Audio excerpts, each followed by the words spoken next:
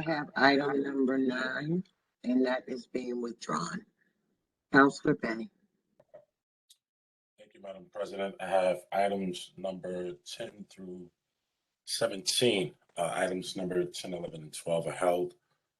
So the hearing items number 12 through 17 already.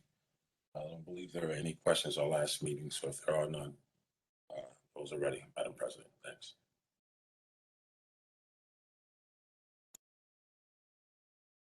Thank you. Councilor Green.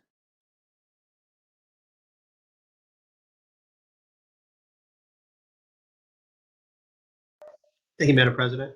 My items, I'm just pulling them up. All of them are ready unless there are any questions from councilors. Was checking to see if your windows are closed for the window washers. This is items 18 through 25. Come on in. And if there are no questions, those items are ready. Thank you. Councilor Carney. Items 26 through 42. I actually did get a question that I need clarification on. 31, the veer right.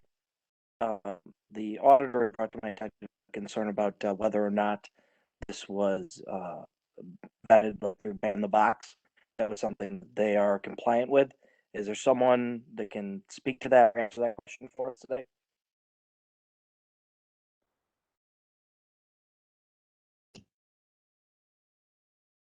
I believe they signed the form that we make everybody sign. So, you know, to our knowledge, they're as compliant as any applicant would be. I can confirm that with the budget office right now. Okay. Thank you. 3 is being held for the public hearing. All other items are ready. And those are my items, Madam President. Thank you. Councilor Hogan. Thank you, President Hudson. I have items 43 through 45. They're all ready, but concerning the parks, I have a few questions. I don't know if the Corporation Council's on the line here or not. Joe Barry, First Assistant, is online. Oh, thanks, Joe. I got some questions regarding the Columbus Monument Association suing the city. I know some of them, of course, would probably have to be answered in executive session, but I did note today that in our budget that we're about to pass, there's about $1.5 million, $1.15 million in for outside legal counsel. And I got some questions regarding whether that would be sufficient, since we overspent last year by about $700,000. And it seems like with the array of legal talent that is on the pro bono for the Columbus Monument Corporation, it seems like we might want to rethink that budget line. Are you referring to the city budget that was just adopted for July 1st? Yes, the one that, exactly, Joe. I'm talking about, is the outside legal counsel under professional services, in your opinion, would that be enough? I know with everything else going on that we have. Do we have any estimate of what would it cost? A sort of a ballpark estimate? And in addition, with the lawyers arrayed on the other side, I imagine there'll be a conflict of interest situation where we're going to have to probably get lawyers from outside the city.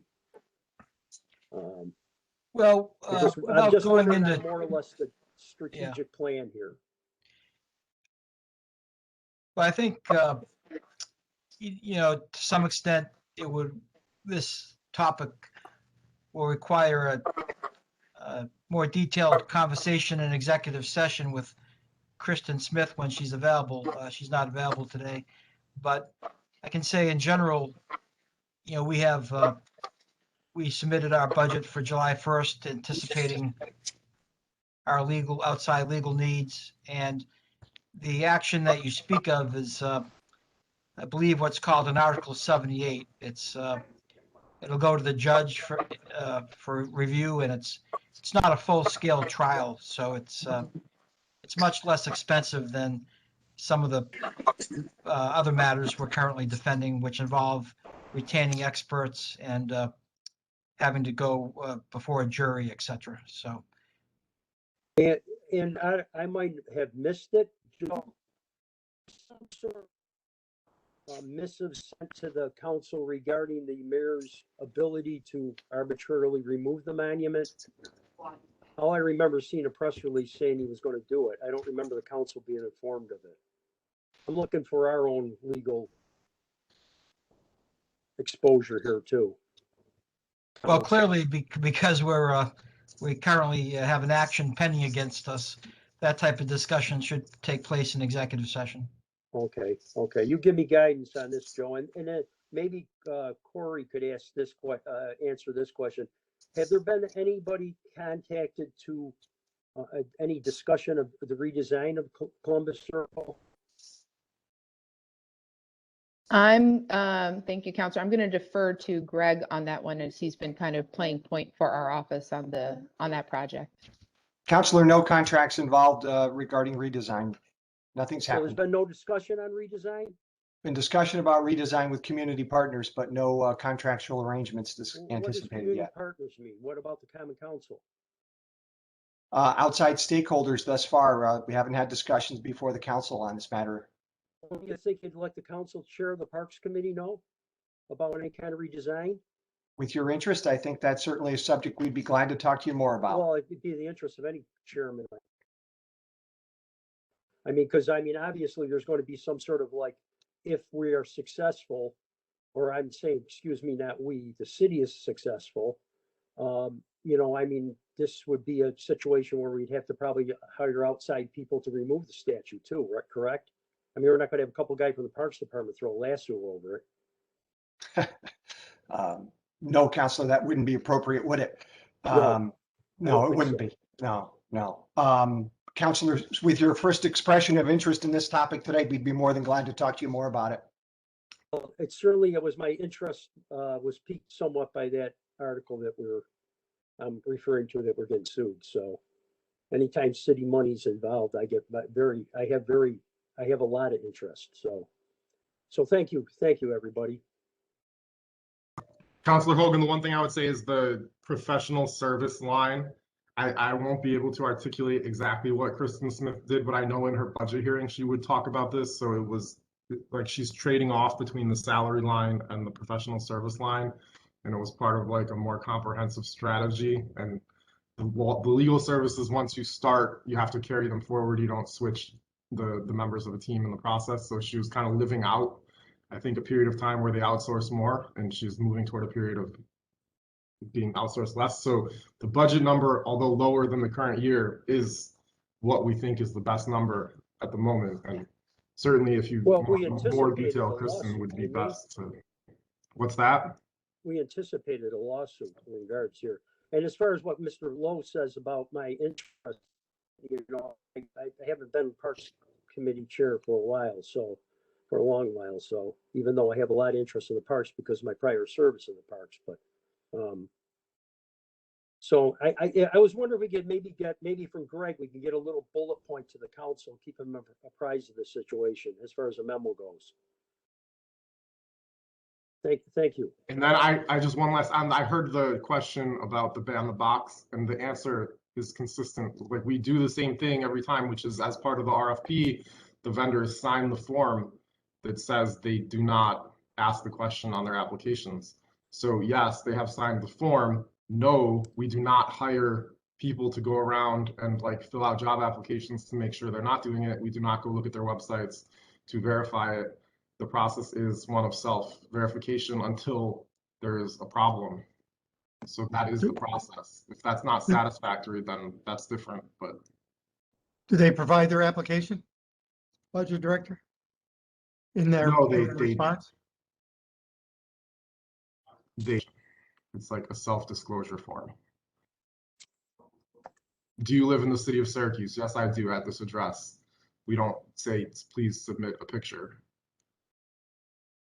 Well, we do for insurance purposes. They have to provide their liability insurance as part of the documentation. The ban the box ordinance doesn't currently provide for that type of pre-approval. It's set up for a post-audit check By whom? by your office. I don't believe that's correct, but we can talk about it another time. Okay, can we take these offline and continue with the agenda? Are we done, Counselor Green? Was that, or was it Counselor Carney? That'll be me, Madam President. No, we were at, Councilor, or President Hudson, my items 44 and 45 are all ready. Thank you. All That'll right, be me, Madam President. thank you. All righty, Counselor Majo. Thank you. Can you hear me? Yes, Okay. Thank you, Madam President. I have item 46 to 50. Item 46 will be held. Item 47, 48, 49, and 50 are ready, unless anyone else has questions.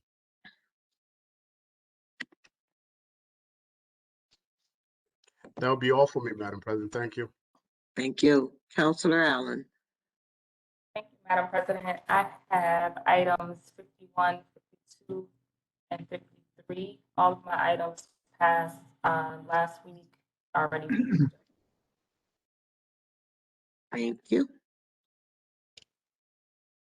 Counselor Green. Thank you, Madam President. I have waiver items 54, 55, and 56. Corey, I know there's been some changes to legislation since we last spoke, so if you want to just briefly describe what changed. Sure. Thank you, Counselor Green, and thank you to the counselors all the counselors who have engaged with us on this issue. As a takeaway from the committee meeting that we had last week, we introduced language that basically establishes that the city will allocate federal funding when available, which we anticipate through ARPA or and maybe other means down the road, to help homeowners that are might face financial hardships, whether that's to address the two issues that were brought up, whether that's in terms of the fee, but also in terms of those who are already in the condemnation cycle and would need some assistance in helping to pay for that sidewalk. And we see that really as a bridge until we fully implement the transition plan. So we think that's a short-term commitment because we will no longer be issuing new condemnations, so there'll be no new ones in the cycle. One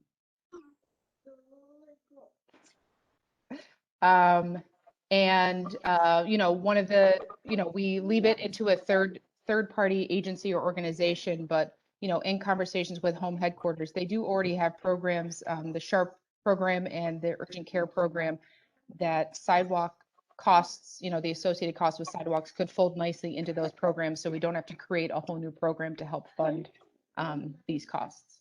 Any questions or concerns, please let me know.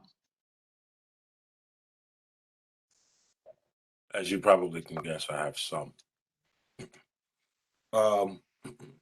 First, I want to express my appreciation for the effort.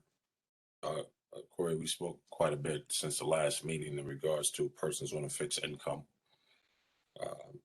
And I confirm that the idea of home headquarters, if that in fact is going to happen, being able to assist people on a fixed income is valid. I would hope that at some point we incorporate that into the language, though I would not, with all due respect to everybody, want to go on anybody's word without it being in the law somehow. So if we could figure out a way to do that, that would be great. I have a couple of questions, though, real quick. On the ARPA funds, just reading what the rules for use was from the federal government. And as it relates to, the bond for sidewalk, have we validated, maybe Laura could respond, have we validated that that money could be used to pay a bond for sidewalks? And I could have read it wrong, but from what I read, I didn't think we could use it for that. And if not, does that then fall back on the taxpayer, tax money. I'm looking to Frank. I mean, I think if the ARPA funding is not applicable to, you're talking the $4.5 million for the actual program, Counselor Bay? Yeah, I know that the effort is to bond certainly helped the first year. And then, ultimately you use the federal funds to pay the bond, but from the language and the rules, I wonder if we could actually use it for that. And then I say that in conjunction, Corey, I know I mentioned to the deputy mayor, I know that there was consideration, and I don't know if there's an update of an infrastructure bill on the floor. But, I mean, in the event that, we learn that we can't use ARPA to pay the bond, what's the backup plan? So and Frank can speak to this in greater detail, I'm sure. I think the plan was to either use the ARPA funding if eligible or to bond for it the way that we normally would bond for projects. So I don't think the intent, and this might have been, my own confusion, so I apologize for that. But I don't think the intent was to use ARPA funding to pay off the bond. The bond, if ARPA funding is not eligible and we end up having to bond for the project, we would pay it off as we would any project included in our capital plan. But Frank, I don't know if you want to clarify or if I misspoke there.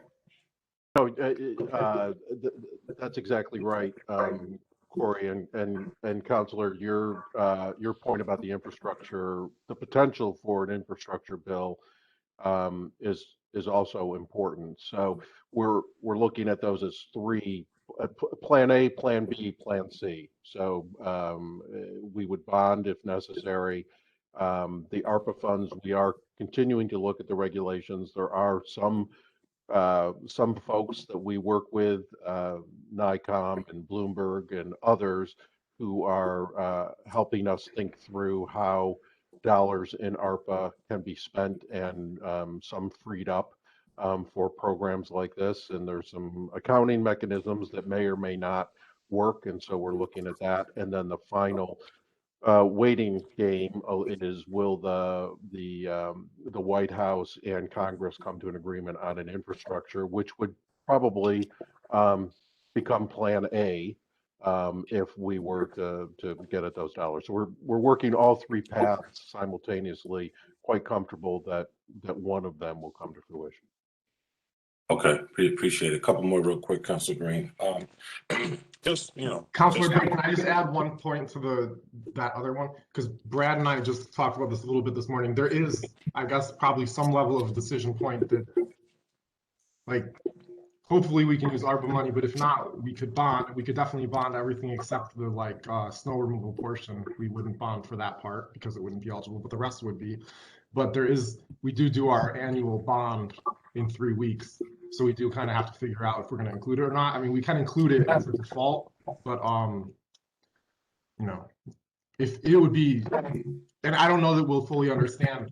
Like when I've asked for instance, the Treasury has these sessions to get guidance on things. For the most part, when you ask this type of question, they say we'll make it as a note and get back to you. So there's not like a definitive answer, I guess, at the moment on whether it's going to be eligible. I'd like to clarify something. Today, if this item gets on, it can only be introduced and tabled, can't be voted on, nor can the ordinance move the program, nor the bond. And it is my understanding that the bond was to backstop the federal funds. That's how it's been advertised. So that was my understanding. But you will not be able to vote on any three of these items today if they get on the agenda. Understood. Just a couple more real quick, Councilor Green. This one I have to clarify if I could. And so Core Council, as it relates to a local law and at the pace we're going, this gets on the agenda today. By when would this local law actually be in place? Like, when is it signed and official? What were we talking, like the end of June, correct? That is correct. The mayor has to have a public hearing on the municipal home rule and send it to the New York Department of State. And generally that process takes about a month. Understood. And then we're talking about an RFP process that's usually about 4 to 6 weeks, roughly. So it may be fair to say we're looking at, in terms of construction or potential contracts being signed, you're looking at realistically more like September, maybe even October. We're talking about cities' normal processes right now. I state this for a reason. I was called an obstructionist when I talked about us moving the start date to January 1st. If you understand the city's processes for those who made the statement, the likelihood is that this thing would be official and contract signed at the end of construction season, which means it wouldn't have started till January potentially anyway. Just want to point that out for persons who made that argument. And with all due respect, it may show your misunderstanding of how things work. Last thing I want to say, I told my colleagues that my number one issue is relative to persons living on fixed income. That was top priority for me. It appears that there's a solution for that. And I said that if that solution existed, I would support putting this on the agenda. But I reserve the right to seek support for amendments to take a shot at solving some of the concerns that other councilors have on this item. I yield, Madam President. I need to point out, if the matter is tabled today, the local law, if it's changed, has to wait another meeting cycle. So you can't table, amend a local law and then vote at the next meeting. It has to ripen another meeting, so to speak. Yeah, I understand that. But, when we talked about amendments, with all due respect, I don't want to make any assumptions. But nothing else has been written into the law that I know of as it relates to concerns. So at least we have time potentially to talk about it, and hopefully, as much as we can, come to some kind of understanding. I mean, everybody on here was elected individually and independently. And so there are legitimate concerns that councilors have expressed, and that gives us time. I'll reiterate that all of the councilors, to my knowledge, support the idea of sidewalk programs, but because we all support it, don't mean we all agree on execution. So we need time to figure that part out. And maybe if saying what you already know, but there was a paragraph added to the end of section 4 of the local law to try and address the low income concern. I just want to point out, though, that the Councilor Bay is correct, that the council has every authority to make amendments to a local law, and they can't do it till it's been introduced and tabled. So I don't see how you can do that unless the administration agrees to those changes. Yes, and I was just simply putting out, referencing the time frame that would involve. Not making a judgment either way. It just takes additional time to make amendments to a local law that's been tabled.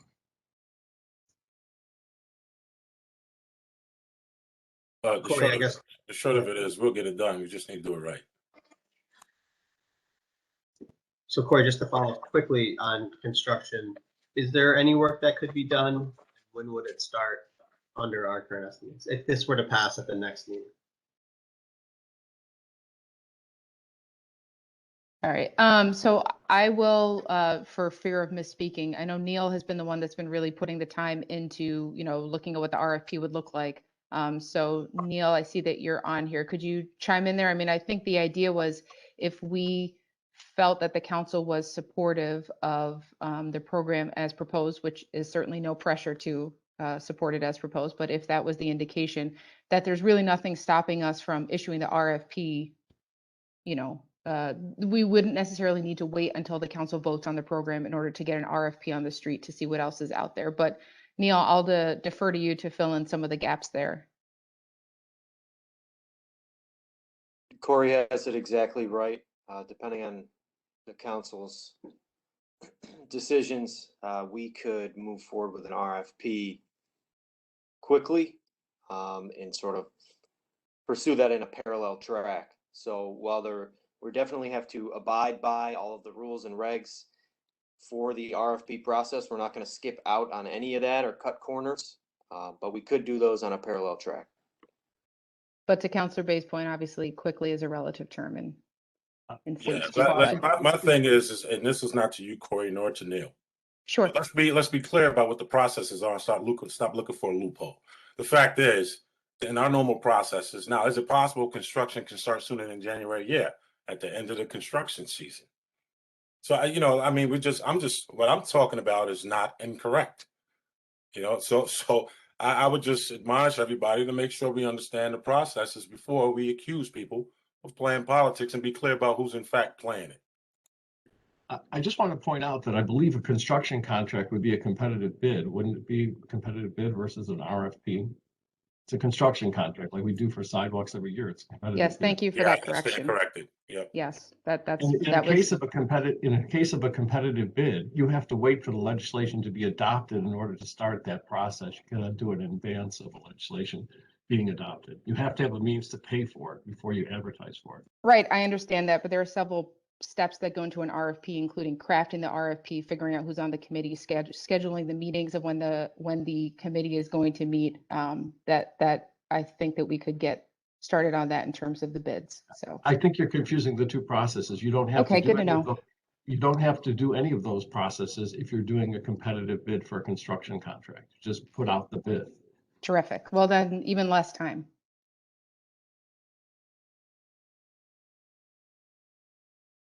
Any other questions on this? Okay, that's all I got, Madam President. Thank you. And with that, I need a motion to adjourn. So move. Second, Second. all in favor? Aye. Aye. Aye. Yes, See you ma'am. at 1 o'clock.